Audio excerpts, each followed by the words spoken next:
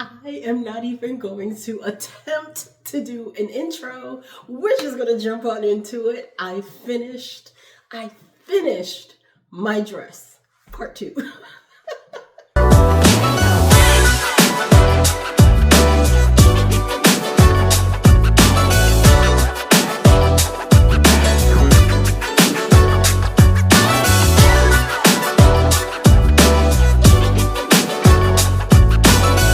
All right, so let's talk about it. So first of all, thank you so much, all of you who answered questions, offered your opinions, suggestions on my live. You know I was desperate if I jumped on a live at like 7:30 in the morning. So as it turns out, I needed some help with the sleeves of my dress because I blocked it and things just grew exponentially. So let's just kind of recap and then we can get into the celebration of the completion of this 10-week saga of my Hjarta Dress. So 10 weeks ago, even though 1 year ago, November of 2023, I found this beautiful dress. I'll put up a picture in a Pom Pom Publishing magazine or book. And I wanted the dress, so I bought the yarn. I casted it on. I got all the way up to the top and did a try on and realized it was too small. And for reasons that I still can't quite explain, either I looked at the wrong size, chose the wrong size because I was doing math in my head and math is not my strong suit. Suffice it to say, I am not a size 3. I think I did a size 3 when I should have done, what I did this time is a size 7. And I was a little scared that I chose too big. The thing about the sizing for this dress that I did not pay attention to is they give you a schematic, right? And they tell you the neck measurement. They give you the forearm, the upper arm measurement, the bust, the waist, the arms, like even the wrist measurements. And I guess what I did not factor in, but I could have made adjustments along the way per the sizing that I would have needed to make it more catered to my own body. So one of the first things that we ran across when I did the remake of this dress is it was going to be too long. I'm only 5'2". The model in the picture is 5'8", and it stopped right at her knee, or I think it was right above her knee. And I wanted it to be a little right below mine. So 5'8" and 5'2", we have a difference, right? And I didn't factor that in, but once I realized that it was going to be too long, I just decided to knit it shorter. But once I did that, I then had mathematical issues that I should have done the math for, but didn't think about until I was already halfway down the sleeve. So the rows up on the front, because it's knit bottom up, y'all. Bottom up on a size 3 needle, 3 and 4. I should have knit up to 69 rows. I think I stopped at like 45 or something. And that's because where I measured it to, like pulling it up, where I measured it to, it was the length that I wanted. So made no sense to keep going, right? Now we get to the arm. I got the cap going. It's short row shaping for the cap. That was a first for me. It kind of fit almost like a set-in sleeve, but I didn't pick up anything and attach it. It was just short rowed in, which was pretty cool. And then I get into the arm, which it had decreases. And doing the decreases on the arm, I then realized I think your arm is going to be too long, because at the end of the arm is a 52 repeat of the color work that was at the bottom of the dress. And that's where I started to panic, because I knew that if I'm going to knit this arm, to the right length in the blue, like the full length of the sleeve, and add in 52 rounds plus the cuff, which was supposed to be 4 inches long. I was like, there's no way I'm going to be able to fit this. And even though it is a balloon sleeve, I felt like the balloon would do an elephant trunk, or you know what I'm talking about, where it kind of folds over, but it just hangs. And that's what I didn't want. So now we get to the call out on Friday. So here's what happened. I dried it. I tried it on, and you saw in the live, you can go back and watch it. I tried it on, and it was like, I don't know, it was expansive. It was really, really big. And because I just added some ribbing at the end, I didn't have any shape to the arm. Nothing that said, it was supposed to be a balloon sleeve, and I knew this, but I think because I knew it was so long, in my mind, I just was like, well, I'll scrap the balloon sleeve. I'll just make a straight sleeve, and I'll just deal with a little bit of wideness on the arm. But then I was like, but this arm is too long. And so a lot of you said, cut it, graft it back together, remove some of that length, and then you should be okay. Which I guess in theory makes sense. But the problem that I kept running into was the color work section on the arm, because it is 52 rounds, which was about, about that long, right? And if I pulled the sleeve up, I was going to have color work that basically was going to be at my elbow, and I just couldn't see how or why that was going to make sense, and I just didn't want to do it. So fast forward through some very panicked crying and phone calls, I reached out to one of my knitting friends on Instagram, and I said, Carla, I need your help. And I don't know, a celestial being, she just reminded me that if you're doing a balloon sleeve, there are supposed to be rapid decreases after the color work to make the balloon. Now let me explain something. One of you mentioned in your comments to do some rapid decreases and then do the cuff. Now when I read that, I said, yes, that will work. But you know what else would work? Following the pattern, because I overlooked the decrease section after the color work because mentally I was already decreased well past what the pattern said. So I was like, I'm done with decreases, so I don't need to pay any attention to that. I would just do the cuff. No, Tiffany. Oh, did I ever tell y'all my name? Anyway, this is Tiffany with Beyond Swatches. Okay, so the thing is, the pattern tells me that I needed to reduce from the 120 stitches down to 60, and then do something, and then decrease again down to 56. So I went ahead and decreased down to the 56. I did another try on. It was still a smidge too big. I wanted it to be really fitted to my arm. So I looked at the measurements now. This is when I was talking about the schematic.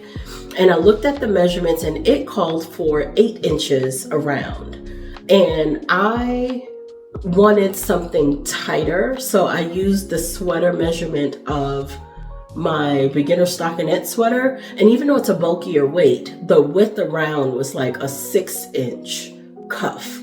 So I just decreased down 6 more stitches, and I got it down to 50, I think, or 48 or something. And lo and behold, I have 2 sleeves that match and 2 cuffs that fit, and I am about to show you now because I am so excited. All right, hold on. Let me go get on my dress, and we can celebrate together.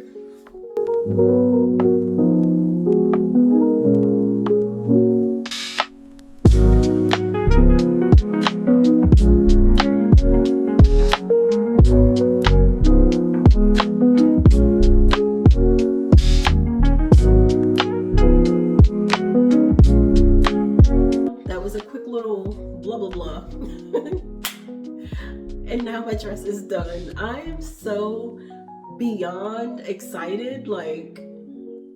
I've learned so much in this pattern attempt or what have you, but the dress is done. So where people were telling me to cut the sleeve, I panicked a little bit.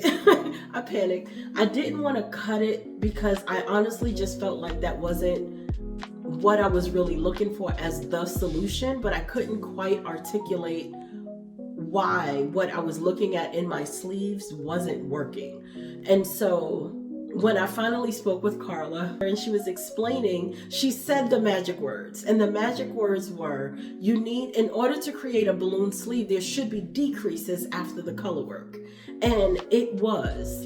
And it was just it was a high from trying to finish it on the 31st. It was a high from trying to finish it, in general. I was so close to the end. I just wanted to finish. And so I think I was overlooking things and I got careless, So I've learned to just take my time, really read the pattern. When they say read the pattern through from beginning to end, that's a real thing. Like, you want to read it because you kind of need to know what to expect. But even then, I cut my work. I cut the color work on the second sleeve, but I knew I was getting rid of it, so it didn't matter. But on first sleeve, I just unraveled it, and it took a really long time to undo the bind off and to kind of get it up to color work with all the color changes and everything. So I decided to just kind of cut close to where the last color is that I wanted, and I just shortened the color work by maybe 12 or 15 rounds. I'm really not sure. I don't remember. But I think I had mentioned that before as a possible solution. And I should have went with my first mind. But quite honestly, if I did, I still would have had the same problem because I literally blacked out the decreased directions. I just was not looking at it. I didn't pay it any attention. I didn't notice that the stitch counts were different. So overall, I am so glad that this thing is over.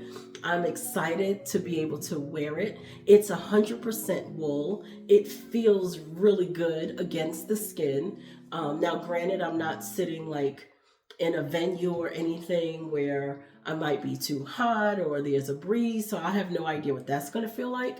I will have to put a girdle on, of course, but I want to smooth it all out. And then also because it's wool, depending on your underwear and stuff, it might cling or something like that. So I want to make sure, sorry, one of the cats came in. So I want to make sure that it hangs smoothly on me. So I'm so excited. I'm so excited. Let me show you this dress up close if you want to see. So here's the neck, right? Nothing too fancy about the neck.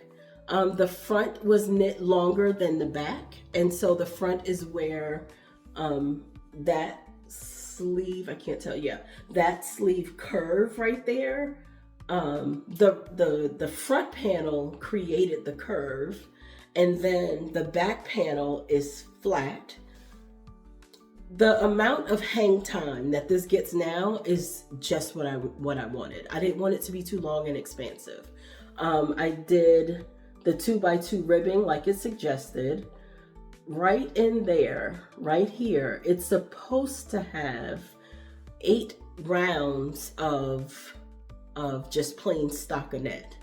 And so what I did was cast it on, well, pick up and knit whatever, the first round. So the first round was knitted on the smaller needle. And then I did the decrease round on the second round. And then on the third round, started the 2x2 ribbing.